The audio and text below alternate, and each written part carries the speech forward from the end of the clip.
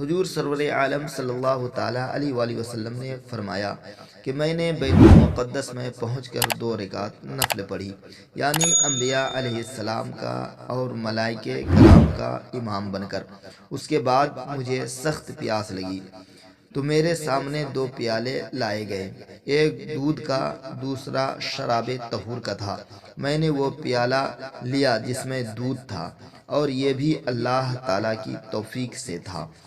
دودھ سے تھوڑا سا پیا، لیکن شراب والے پیالے کو ہاتھ تک نہ لگایا۔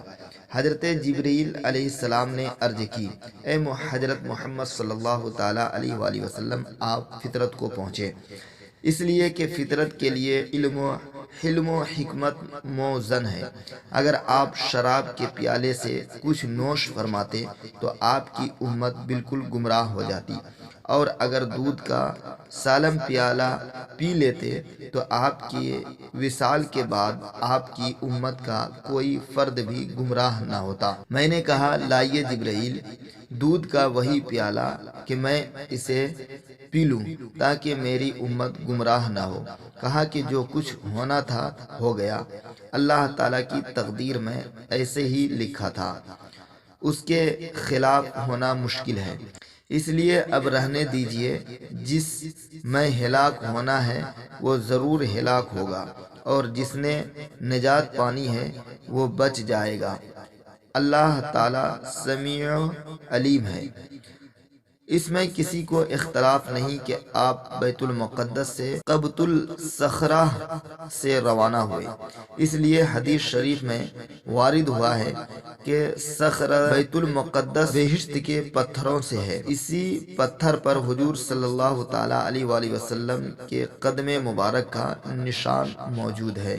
حضرت ابی بن قعب رضی اللہ تعالیٰ عنہ سے مروی ہے کہ دنیا کا کوئی ایسا میٹھا پانی نہیں جسے اس صخرہ بیت المقدس سے تعلق نہ ہو، یعنی تمام روئے زمین کے چشموں کا پانی اسی صخرہ سے جاتا ہے۔ یہ صخرہ پتھر اللہ تعالیٰ کے عجائبات قدرت کا ایک عجوبہ ہے۔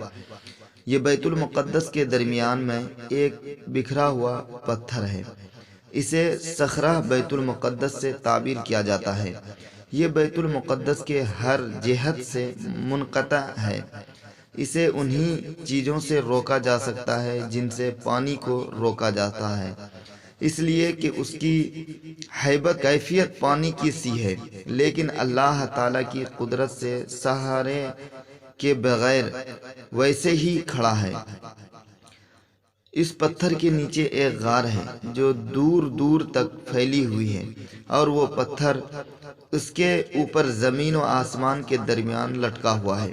حضرت امام ابو بکر ابن العربی نے موطا میں لکھا ہے کہ مجھے خیال ہوا کہ میں اسی پتھر مبارک کے نیچے سے گزروں، لیکن اس کی ہیبت سے اس کے نیچے سے نہ گزر سکا، اس خطرہ سے کہ شاید وہ میرے گناہوں کی نحوست سے میرے اوپر گر جائے۔ پھر ایک مدت کے بعد جرأت کر کے اس کے نیچے سے گزرا تو بڑے عجائبات نظر آئے۔ مل جملہ اس کے ایک یہ تھا کہ مجھے ہر طرف سے چلتا ہوا نظر آیا، وجود اس کے کہ اس کا کوئی ٹکڑا زمین سے متصل نہ تھا، بلکہ اس کے اپنے بعض ٹکڑے اس سے بہت جدا نظر آتے تھی۔